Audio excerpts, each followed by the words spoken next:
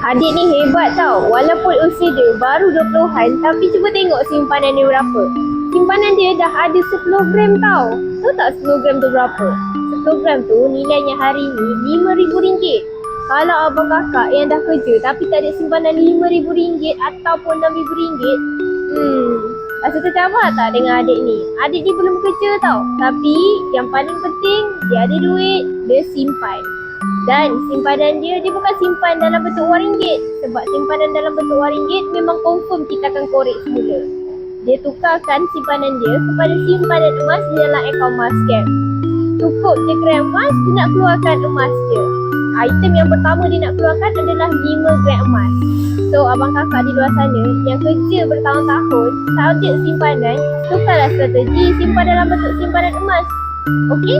Berminat, follow, klik link bio, daftar akaun emas secara percuma. Putih Guide sebaiknya. Ingat Mas, ingat Putih. Bye!